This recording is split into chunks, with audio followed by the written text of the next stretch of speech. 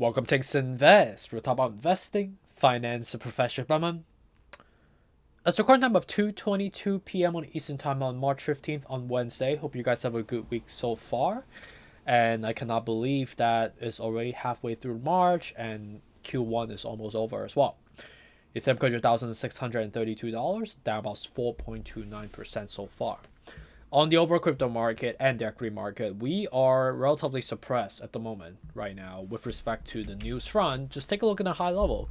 The whole market is down, right? With Dow Jones down 1.54, S&P down 1.3, Nasdaq down 0.61, Russell down 2.73.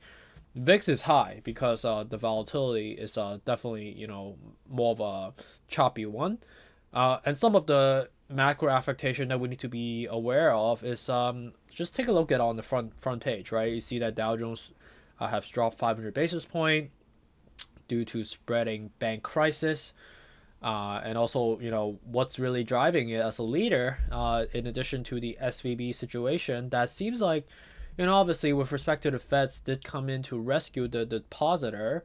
But with respect to Signature Bank, it's already closed down, and also with respect to First Republic, is also down by 70%.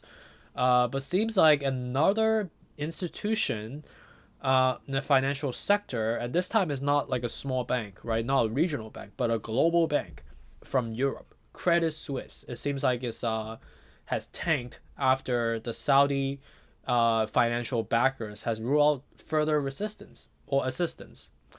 So with that being said, obviously it drives a stir among the global economy, knowing the fact that Credit Suisse is not just as a U.S. based bank, but Europe, but also they have global presence around the world, and it's one of those like decades, I would say even centuries of a financial heritage, and now is on the verge of basically collapsing. It definitely doesn't support that even these big giants can fall when you're on the wrong side of the spectrum. In addition to that, you can see that Goldman Sachs has also cut the GDP forecast because the stress on small banks, and also not just small banks, right? But it seems like these larger banks also in trouble, right? Who knows what's going on with like the largest banks in the world, right? With respect to J.P. Morgan, Bank of America, Morgan Stanley, Goldman Sachs, how they're doing, BlackRock, how is it doing? It seems like it could be a domino effect if we are not, aligned, and we don't get our things together. And ultimately, this is contingent on the aggression and how volatile the market will be as we are reacting to these rate hikes coming. So these are the news are relatively just more regurgitation news around like what's been happening. So without wasting more time, let's just dive into the technical to see what's going on right now. With respect to recording time of again 2:25 p.m. on the Eastern Time on March 15th. You can see that as of the recent time frame on the this last 5 days, we've been elevating quite nicely, and the reason we did that is because firstly with respect to the SVB blown up, as the financial sector blows up, we have a direct negative correlation effect driving the crypto market to go up, knowing the fact that crypto, the mantra of it is to decentralize financial institution, and obviously seeing the bank blows up, it will have a direct channeling effect onto people buying into crypto that are more reputable. And in this case would be Bitcoin, Ethereum, which is driving the reason that we've been going up so far.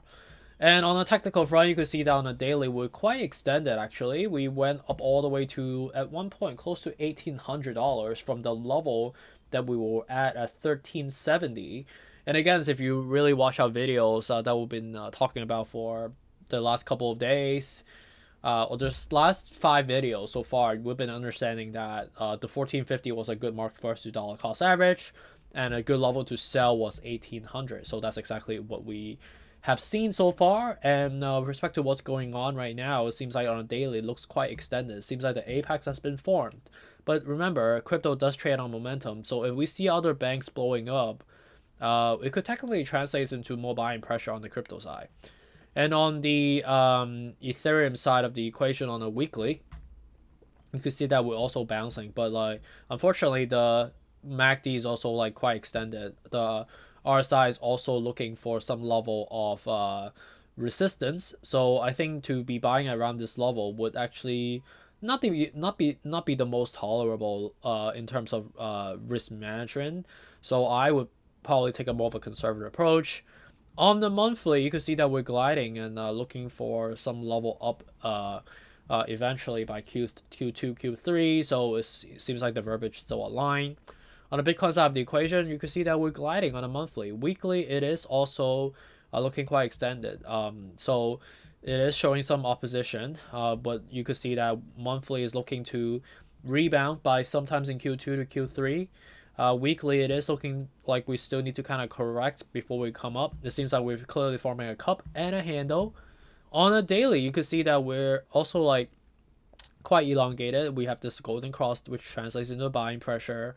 We're 61 out of 70, so it's a little bit extended, to be honest.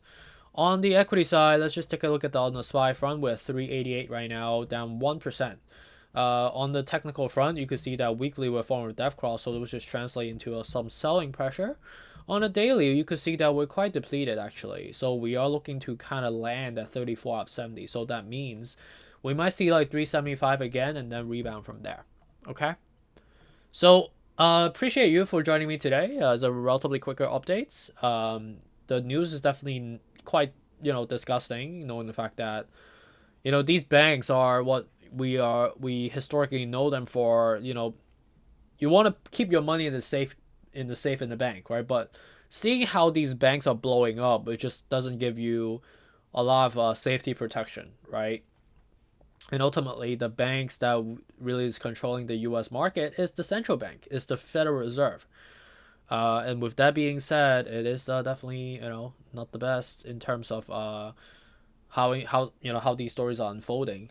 So it's definitely concerning, but based on the technical, purely looking at the numbers, it seems like we might see some like short-term sell-off, but rebound should be happening by late Q2 to Q3 from here. Okay. So appreciate you. Have a good day, and I'll check you on the next one. Take care. Bye.